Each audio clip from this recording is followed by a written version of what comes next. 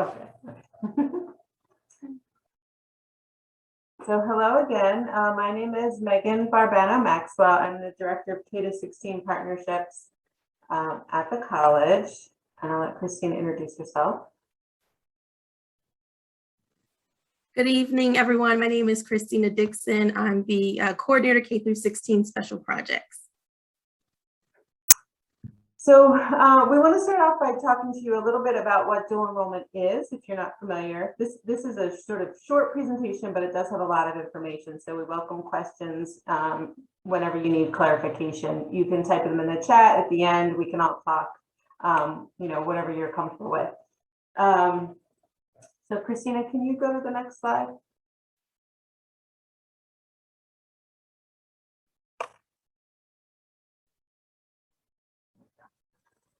So if you're an 11th or 12th grade student, you are eligible to take classes at CCP as what we call dual enrollment students. So that means you're enrolled in both high school and college. That's the dual part of that at the same time. And so you're earning college credit at the same time you're earning high school credit. Since all of you attend public high school in Philadelphia, you're 98% of the time going to also be able to get high school credit for the course you take with us.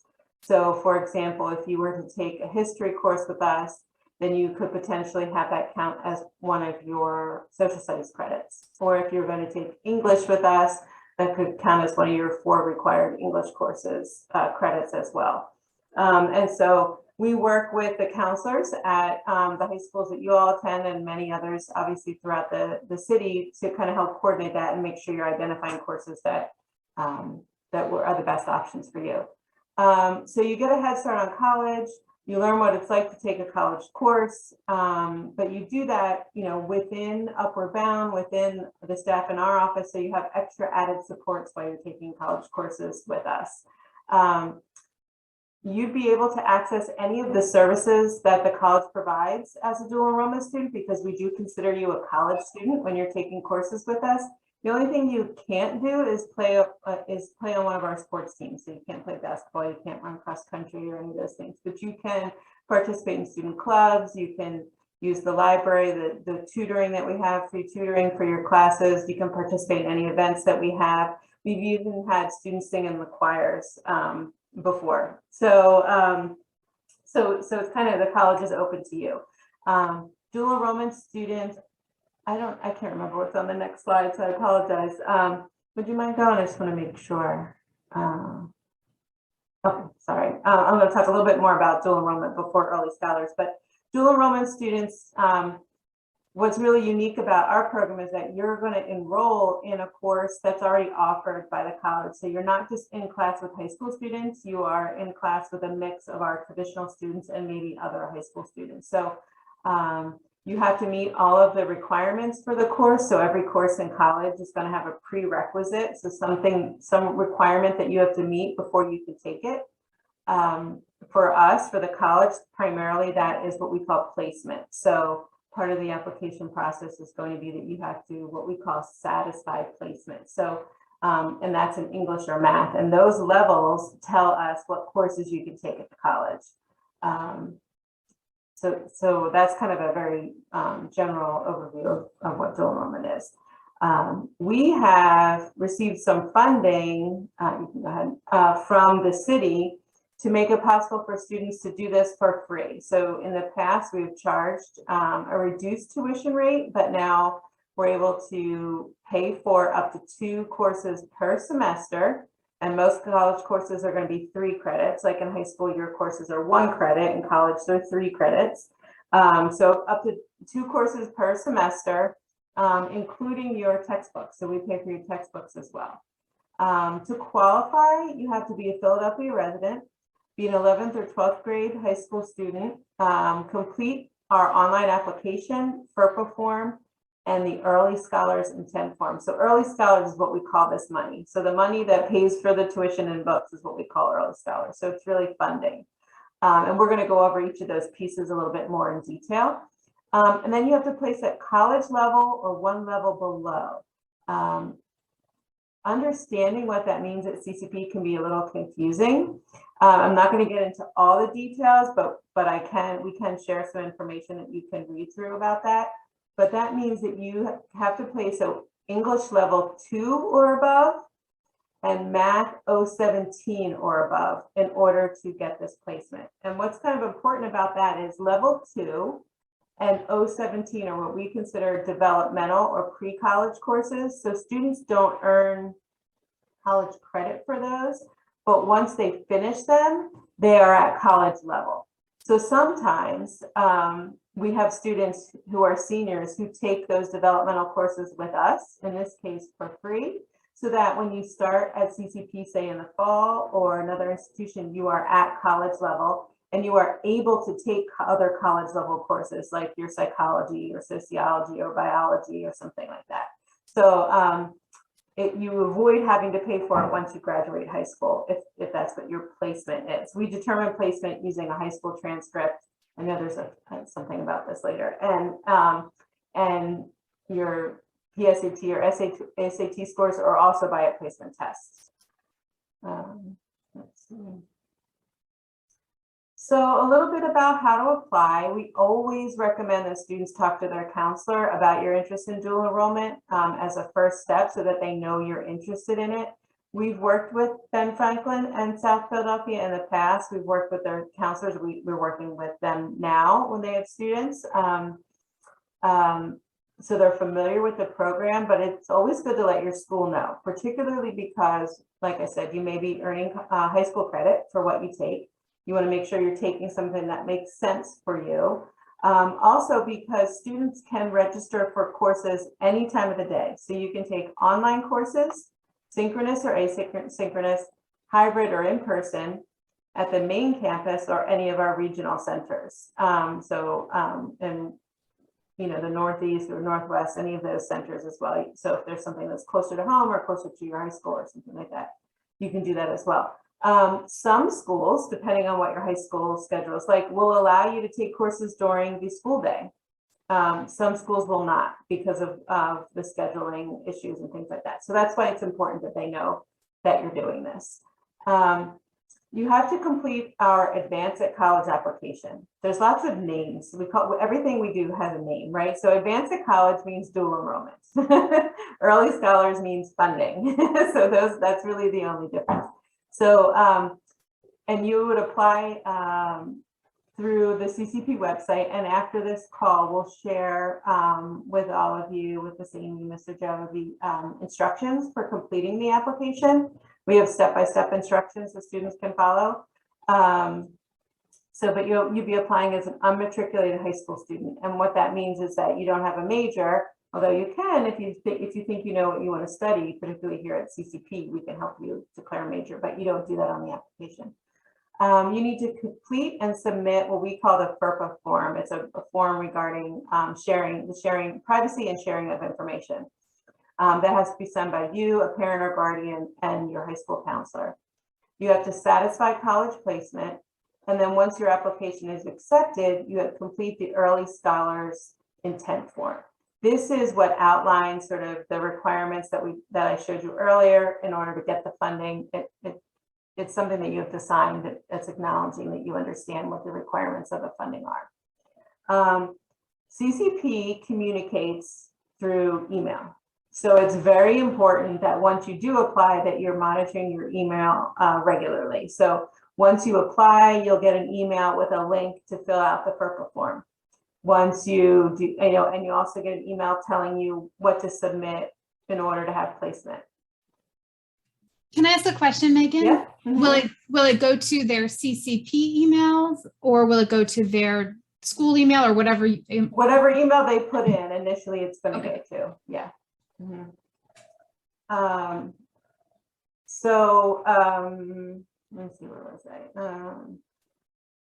Yeah, so it's important that you make sure you monitor your email because all the instructions go through that. So once your application is accepted, then you'll get instructions about how to register for classes. So it's all kind of automatic within our system. If you're ever not sure if you should have gotten something, that's what we're here for. So we are the key point of contact for all dual enrollment programs, all high school students who are taking classes. So you also have Mr. Joe, Miss Amy, but we're here as well if you have ever had any questions about what the process is or who you should talk to about something once you're in classes, we're here to help you with that as well.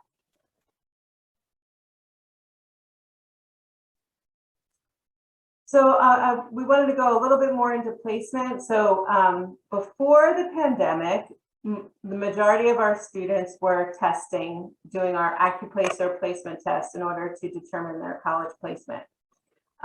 Because of COVID, we shifted and transitioned a little to using unweighted high school GPA and PSAT scores or SAT scores. So high school seniors can be evaluated using their high school transcript, even without SAT scores. In order to determine placement, the college needs to see at least 3 years of completed English. So that's why we're able to do that with high school seniors. For juniors, we need to see the high school transcript and some type of score. So PSAT, that's usually what most students have taken, or SAT scores. And if they don't have that, they take the AccuPlacer test. I think most students this year did take the PSAT test. The scores, I think, are coming out next week. Now, if your GPA and scores don't get you college level placement, you have the option of taking the placement test. So if you place at like level 2, but you say, hey, I think I could do better if I take the test, you're able to take the test as well. If you score anything lower than college level, then you are able to retest one time.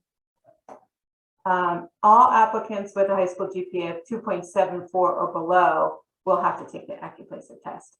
So we don't require that you have a GPA to participate in dual enrollment. As I said, we just require that you have placement, and placement levels tell us what classes you can take. So we're really not going to say, no, you can't participate because you placed at, level 2. You're just going to be more limited in terms of what courses you can take, but there's still options if something is of interest to you.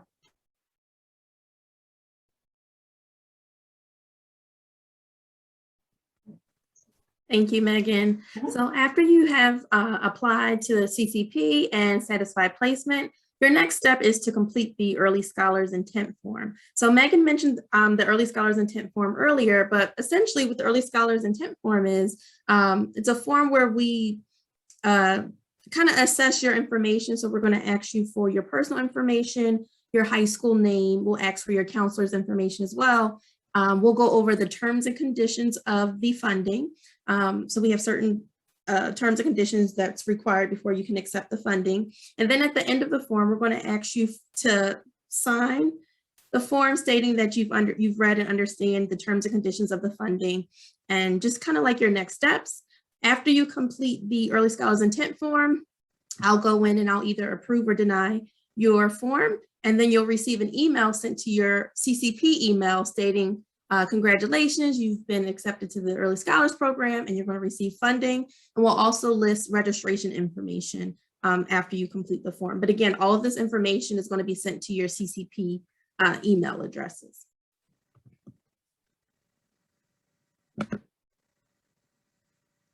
So the course registration process is very easy. So you're going to receive that information in your confirmation email. Basically, when you submit a registration request to me directly, you're going to include your first name, your J number, the course title, the CRN number, which can all be found in the course finder, and the high school you attend. This information will allow me to submit your registration request. Once we approve your registration request, you'll then receive a confirmation email stating that you're registered for the course, and we'll also send you instructions on how to access the course. If you're taking the class in person, we'll give you some additional instructions, and then if you're taking the class virtually, we'll send you Canvas instructions. However, before you submit your registration request, we require you to meet with your high school counselor. You just want to bring them up to speed, let them know what classes you're taking, because you're essentially going to receive high school credit and college credit. And so you want to make sure the college course that you're taking is going to allow you to receive high school credit as well. So that's why it's important to have that conversation with your counselor before you register for classes.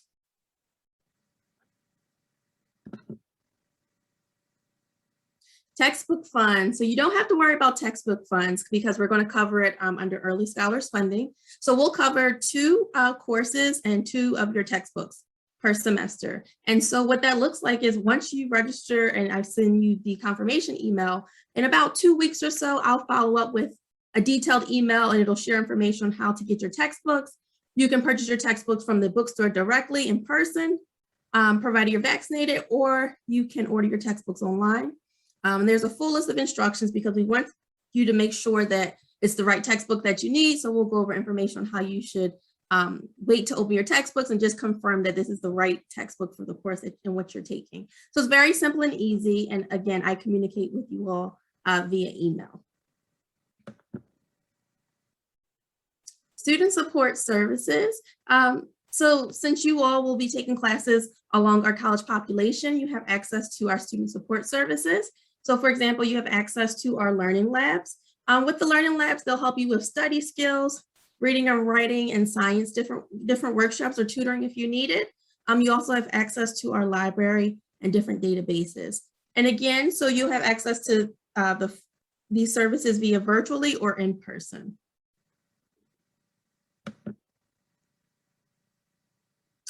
Just want to cover Early Scholars deadlines. So they're coming up because this is a busy month for us. So we're getting ready to gear up for the holiday break. And so the Early Scholars deadline is actually January 5th.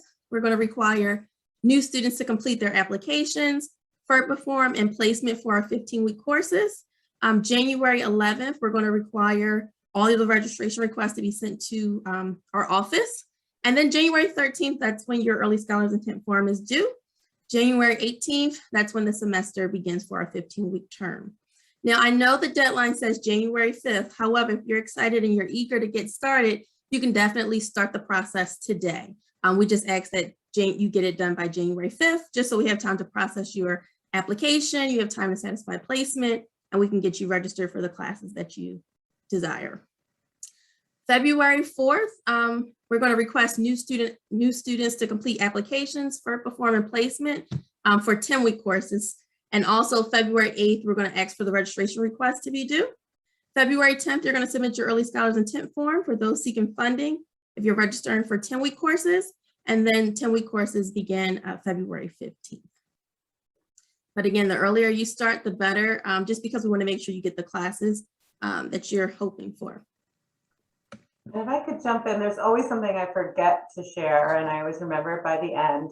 One thing I wanted to say with regard to dual enrollment is that students can participate in fall, spring, and summer in the summer semesters. If you are right now a high school senior, you can participate in the spring term, which again is starting in January, but also our summer 1 term. And I know that you also have, you participate and do a lot with Upper Bound in the summer as well. So I don't know what summer really looks for all of you, but our summer 1 term starts in May. So as long as you start a class before you finish high school, then you're considered a dual enrollment student. So there are potentially 2 terms that current seniors could still participate in, and the funding will cover summer as well.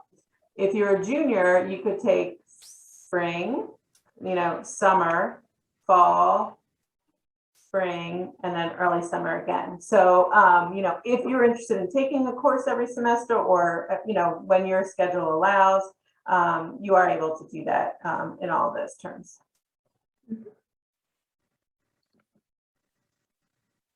All right, so we covered a lot tonight. We talked about dual enrollment, Early Scholars funding, the registration process, the Early Scholars intent form, applications, and student resources. And so now we're going to actually open the floor up for questions. Feel free to unmute yourself to ask a question, or you can plug it in the chat box. We'll answer that for you. And then also, if I can just have everyone plug in their email address in the chat box, just so we can make sure we follow up with the application stepper for you at the end of the presentation.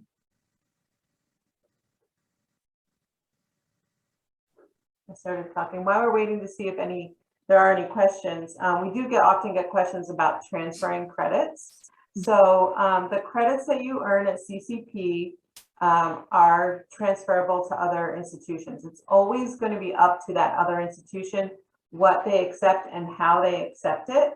but we steer students to take what we refer to as highly transferable courses. So courses that we know are going to generally meet general education requirements at other institutions.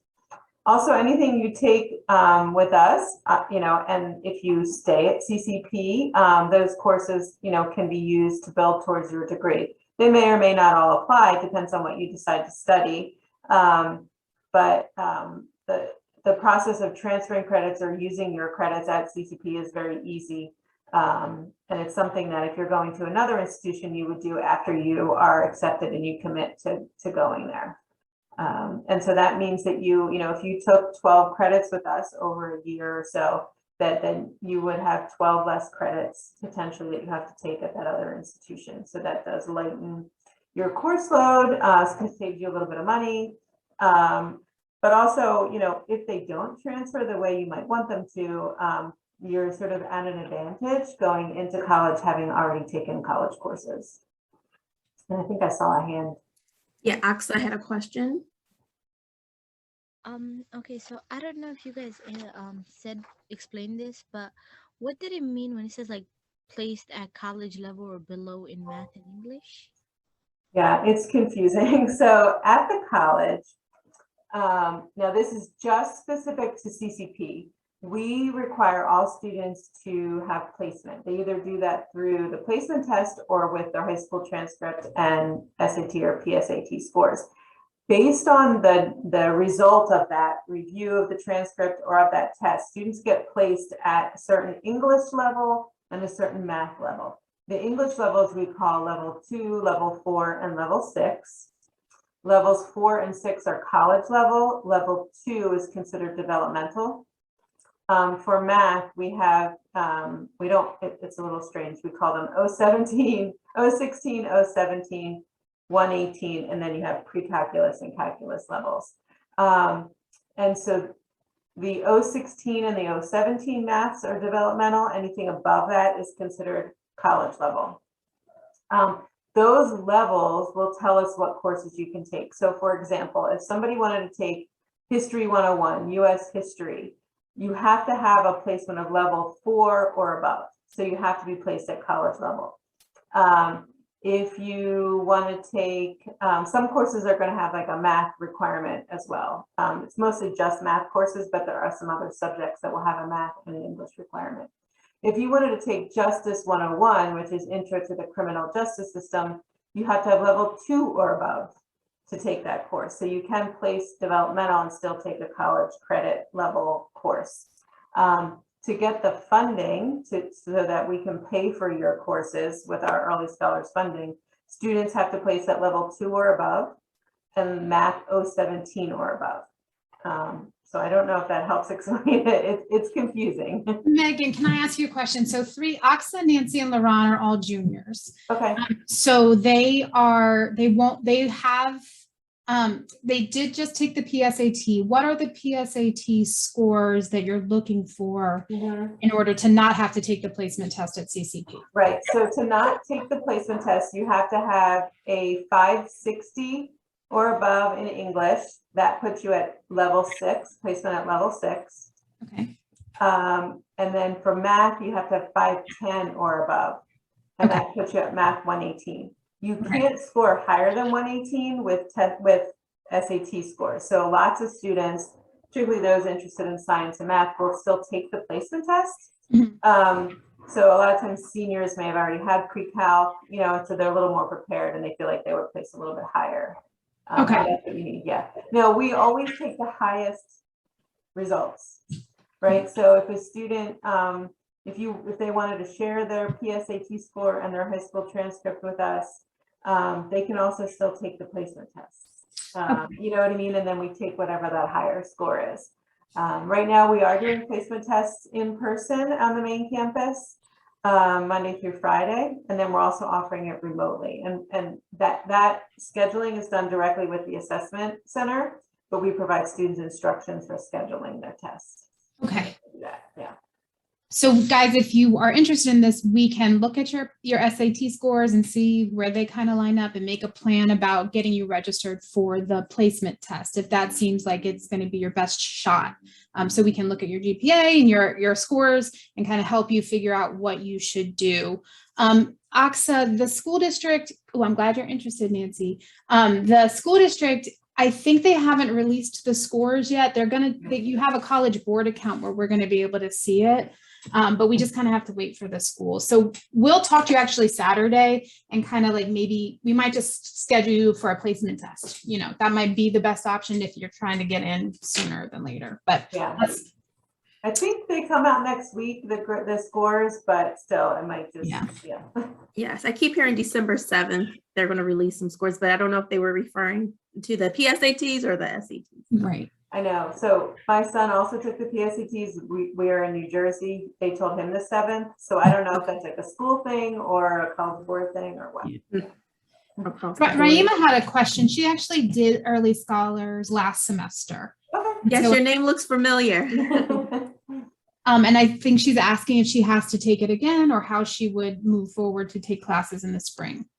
Okay, so you would not be required to take the placement exam again. What you'll do is you'll email me directly your course registration request, the course title, your J number, CRN number, and the dates and times of your class. And then I'll submit your registration request for processing, and then you're good to go. So if you want to do that tomorrow, if you know exactly what you want to take, I can get you registered tomorrow if interested. And Raima is thinking of coming to CCP next fall. So it's a really good move for you to take some class this spring and in the summer too. Raima, you can really get ahead. Yeah. So just for all of you, just to think about the financial benefit of there's a lot of reasons to do this, right? There's an obvious kind of practical thing, like the financial benefit is something that's really, you know, it's hard to compete with anywhere else. It's an opportunity that you're not going to find a lot.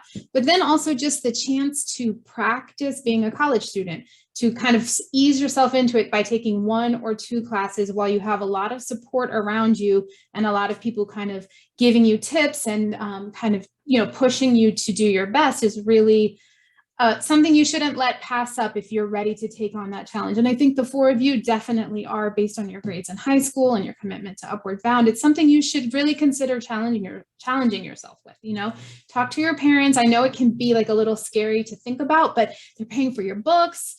You know, you're getting these classes. I mean, if you earn 12 credits, that's a whole college semester that you get ahead, right? Over the course of your high school time here. So it's something that's very, very beneficial to you in a lot of different ways. Aksa has a question. I'm going to stop.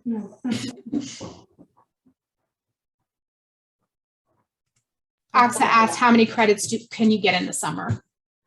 So it's still only 2 courses per semester. And that's a limit actually the college also puts. You can't take more than 2 courses in any given term. So our summer semester is a little bit strange, but it's because we offer courses that start in May and then also in July. And so in each of those, with the funding, you'd only be able to take 2 across that summer, the whole summer. Yeah.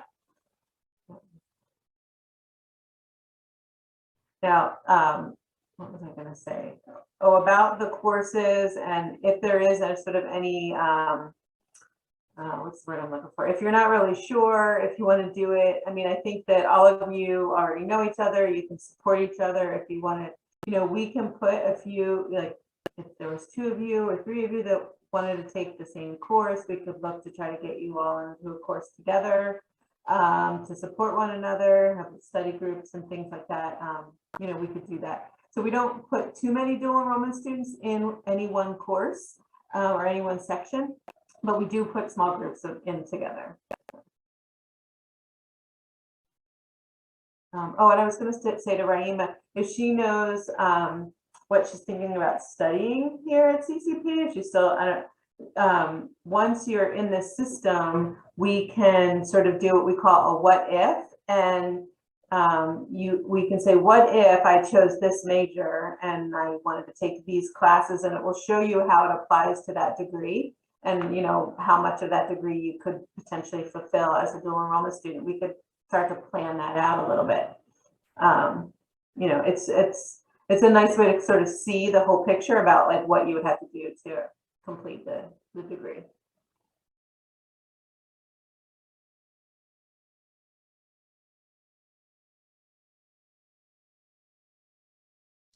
Do you guys have any other questions? Nancy asked if she would still graduate from the same high school.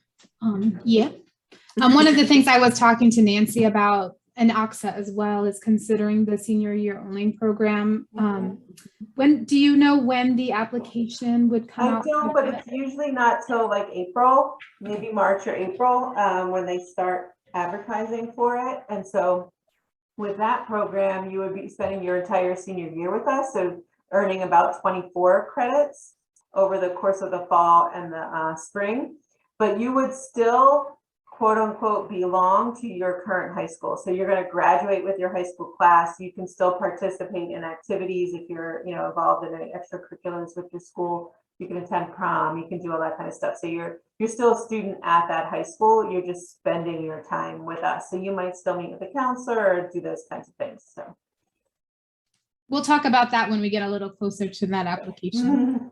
One thing at a time. Sometimes students think, I know it's hard to differentiate between all the different types of ways that you can do this, I think sometimes. So, yeah. So guys, this Saturday when we have the Upward Bound program, we will check in with each of you about how you want to move forward with this. If you do want to move forward, if you'd like to schedule a placement test, how we can help you kind of prepare for that a little bit and what you should look at, give you a website to kind of take a look at what kinds of questions you might get. And then Raima, we can draft an email to Ms. Christina about any classes that you want to take. I don't know if there's anything else, Megan, that you wanted to, or Christina, you wanted to talk to them about before we let them sign off? I guess I just want to encourage everyone to share this information with your friends or maybe family members.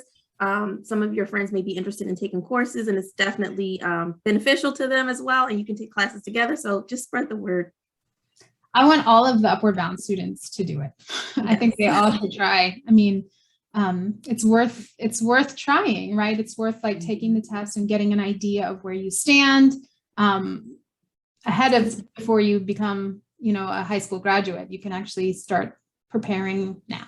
Yeah, absolutely. And you have access to so many classes. If you want to take a language course, American Sign Language, there's so many courses, real estate, fashion, culinary. We have so many courses that you have access to if you just want to take some courses for fun.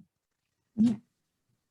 I think, Raymond, did you take an English? Do you remember what course you took last spring? If you... Yeah, I took English, but this time I would take math and English 101. Mm-hmm. Great. Cool. Yeah, I think great ones to take. Go ahead, sorry.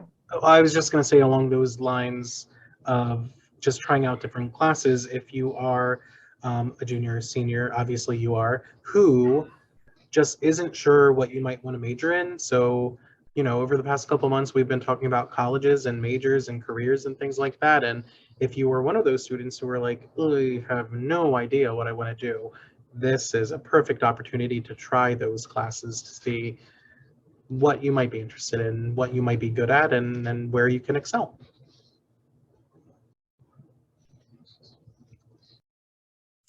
I think that's it for us. Well, I just want everyone, please say thank you to Miss Christina and Miss Megan for taking the time to talk with us today. We appreciate you guys, and we will definitely be in touch. And thank you guys, Oxa, Nancy, Laron, and Raima, for coming today and learning about this opportunity. No problem. Thank you. Have a great night, everyone. Thank you. Take care. Bye. You too.